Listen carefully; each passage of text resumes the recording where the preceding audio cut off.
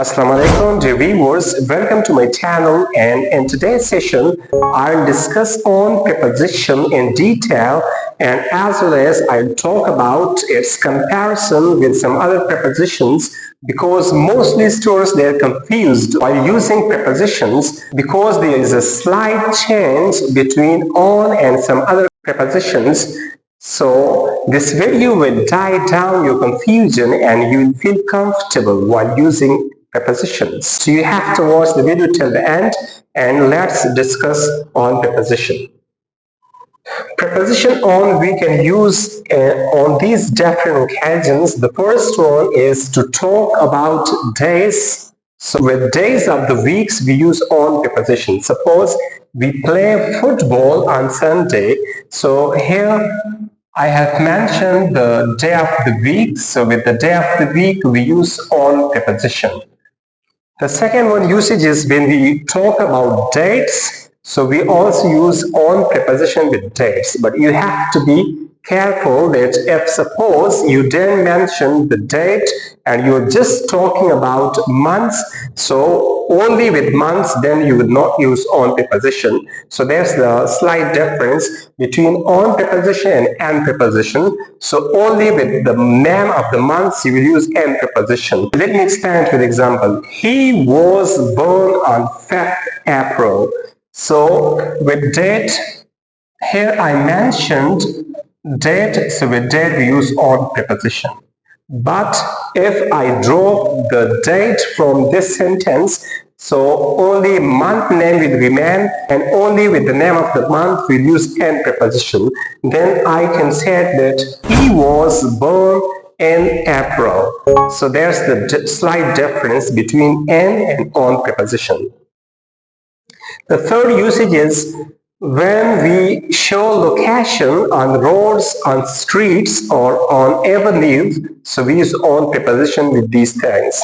Suppose HBL, which stands for Habib Bank Limited, is located on Malakan Road. So with road we use on preposition. Or suppose if you are talking about streets, so you can also use on preposition with streets. Let me say my house is on street number 3. So with streets you can also use on preposition. Or if you're talking about avenue, avenue means a very wide roads on which both sides there are trees. So with avenues you can also use on preposition. Let's suppose my academy is located on Gulshan Avenue. So with avenue you can also use on preposition. The next one, something physically attached on a horizontal space. If suppose something you put on a horizontal surface and this attachment idea, the thing is connected with the surface of the another thing, so you can also use on preposition.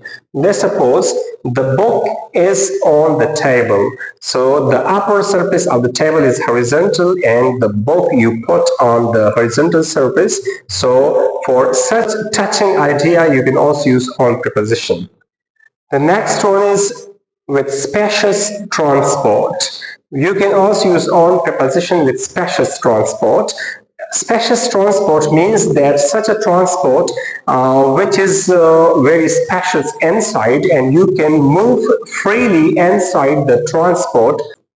So with such public transport you can use on preposition. Suppose I'm on a train. This train is very spacious transport. You can have freely movement inside the train, or you can also say I'm on an aeroplane or I'm on the bus. So these are such a spacious transport where movement is possible inside these transport. But if suppose you're having a journey in such a transport that inside those transport you can't have freely movement, so then you can use in preposition. Suppose I'm in a car, so inside the car you can't move freely, so you will use in with such transport. So there is a slight difference between the and on preposition. The last one, we can also use on preposition when you are talking about different sections of the buildings, which you can say floors. So floor in a building. Suppose I live on the first floor. So with floor, you can also use on preposition.